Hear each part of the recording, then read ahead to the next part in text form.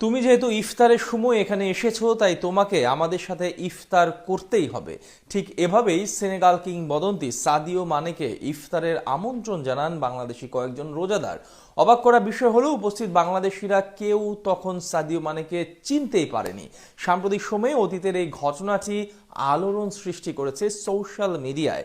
বাংলাদেশি রোজাদারদের সাথে সাদিও মানের সেদিনের ইফতার করার ঘটনা নিয়ে বিস্তারিত থাকছে প্রতিবেদনে। পৃথিবীতে অনেক কিংবদন্তি আছেন যারা আকাশ স্পর্শ করেছেন তাদের নিজ নিজ গুণে। তবে যে কয়জন লিভিং লেজেন্ড আকাশ স্পর্শ করেও পা মাটিতে রেখে চলেন, তাদের মধ্যে সাদিও মানে অন্যতম। তার ফুটবল ক্যারিয়ার বেশ বর্ণিল। 2016 সালে সবচেয়ে দামি আফ্রিকান খেলোয়াড়ের তকমা নিয়ে পাড়ি জমান ঐতিহাসিক ক্লাব লিভারপুলে you will never walk alone এই স্লোগানে উজ্জীবিত হয়ে মোহাম্মদ সালাহ এবং রবার্তো ফিরমিনোকে সাথে নিয়ে ইংল্যান্ডে ইতিহাস গড়েন সাদিও মানে। তবে ইউরোপের পাট চুকিয়ে 2023 সালে মানে চলে আসেন মধ্যপ্রাচ্যে। সেখানে ক্রিশ্চিয়ানোর সতীর্থ হয়ে আল নাসেরের জার্সিতে ফুটবল চালিয়ে যেতে থাকেন এই ফরওয়ার্ড। আরবে এসে বেশ নতুন নতুন অভিজ্ঞতার মুখোমুখি হন তিনি। যেসব অভিজ্ঞতা তাকে অনুরিত করেছে তার মধ্যে একটি বাংলাদেশিদের আতিথেয়তা।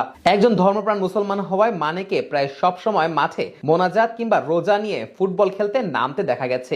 একটি সাক্ষাৎকারে গত বছর রমজানের এক ভিন্ন অভিজ্ঞতাও শেয়ার করেন মানে। সাদিও মানে জানান, বাংলাদেশিদের উদারতা এবং আতিথেয়তায় মুগ্ধ হয়েছেন তিনি আরো জানান, একদিন রমজানের রাস্তা দিয়ে হাঁটছিলাম, কিছু লোক আমাকে ডেকে বলল আমাদের সাথে ইফতার করো। তারা সবাই বাংলাদেশি ছিল। আমি বললাম, আমাকে তো তোমরা চেনো না, আমি কিভাবে তোমাদের সাথে ইফতার করি? তারা বলল, এতে কোনো সমস্যা নেই। তাদের উদারতা, খাবার ভাগাভাগি করে খাওয়ার ইচ্ছা এবং একসাথে থাকার সংস্কৃতি আমার হৃদয় ছুঁয়ে গেছে। তিনি আরো জানান, বাংলাদেশি মানুষ যে কাউকে আপন করে নিতে জানে। সাদিও মানে তার ক্যারিয়ারে প্রায় সবকিছু জিতেছেন। 2018 সালে ইউএফএ চ্যাম্পিয়ন্স লিগ, 2019 সালে লিভারপুলের 30 বছরের খরা কাটিয়ে লিগ টাইটেল জেতা সহ সর্বশেষ আফ্রিকান কাপ অফ নেশনসে নিজেদের সেনেগালকে চ্যাম্পিয়ন করানো, সবকিছুই আছে তার এই সাজানো গোছানো ক্যারিয়ারে। অলরেডদের হয়ে সবকিছু জেতার পর জার্মানদের ঐতিহাসিক ক্লাব বায়ার্ন মিউনিকে পাড়ি জমান এবং সেই বছরেই লিগ টাইটেল জেতেন এই আফ্রিকান। ইউরোপের যশ খ্যাতি থাকার পরেও সৌদিতে আসার সিদ্ধান্ত কখনোই সহজ ছিল না, কিন্তু সাদিও মানে তো এখানেই অনেকের থেকে আলাদা। সাফল্যের চূড়ায় উঠেও সবসময় বিনয়কে